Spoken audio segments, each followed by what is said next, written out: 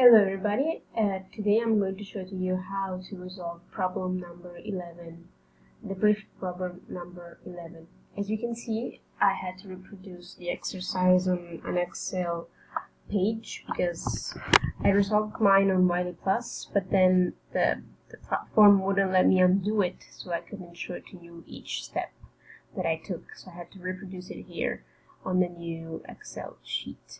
You can see I put everything, like every little detail, so the accounts, the assets, the liabilities, everything that we need to put in the trial balance. So we need to complete this little sheet. And as you can recall, a trial balance lists the accounts and their balances at any given time. So it proves the mathematical equality of debits and credits. So at the end of the exercise, we need to make sure that the debit account balances are the same as the credit account balances. Let me say that again. Debit account balances needs to be equal to the credit account balances. How do we do that? We need to put all of these pieces here. The first thing we need to see though is that we're missing something. So trial balance, it's for a specific given time, so we need to add the date of the sheet. And for us, it would be June 30th, 2017. You can check when you scroll down the options that the exercise gives you. Next, we need to put these accounts in here. Oops. How do we do that? The book shows us an order representation. So first we need to list the assets. What kind of assets do we need? We have the first asset that we have is cash. So we put cash right here. And where does it go? Does it go in debit or does it go in credit? And this little box right here shows us where these pieces need to go. So we can see, we need to check where the plus goes. So we can see the assets go on the debit side. So we'll put cash in the debit side, which is 5530. What other assets do we have? Let's see, we have accounts receivable. It also goes on the debit side because it's an asset. So accounts receivable is 2700. Do we have any more assets? Yes, we do. Here it is. There we have equipment.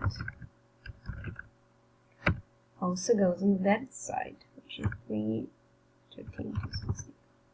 Let's see, what else do we need now? Now we need to go. Do we need any more assets? No, we don't have any more assets, so we go to the next thing, which is liabilities. What kind of liabilities do we have? We have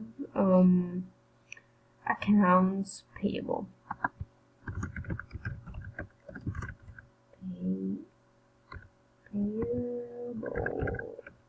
Where does this go? We can see the liabilities go on the credit side, so we'll put it right here. Liabilities, we have 4130. What else do we have? I don't think we have any more liabilities, so we go to the stockholders' equity. What it is? It's common stock and dividends. So we got here common stock. Where does this go? It goes on the credit side. So we need to put common stock 10,000 and dividends. But where does dividends go? It goes on the debit side. So dividends is 1630. What's next? Then we have revenues. What kind of revenue do we have? We have a service revenue that goes right here. Service revenue. Where does this go? It goes, as we can see here, on the credit side. It's 8860. Do we have any more revenues? No, we don't. Then the last thing we need to put is expenses. What kind of expenses do we have? We have, here they go, salaries and wages expense. Salaries and wages expense. For me, it's 3570, and the last expense is rent expense. So it's, for me, it's still oh, sorry, wrong thing. I didn't check, double check, sorry. Expenses, as you can see, go right here on debits. So salaries and wages expense on under debit, and then my rent expense also goes under debit. So what else do we need to do now? Now we need to sum all of these together.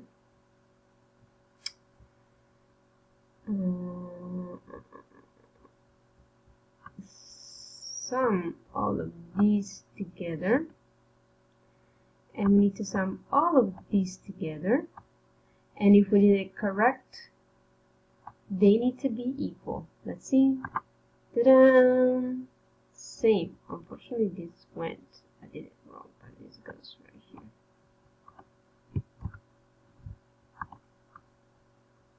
Here we go.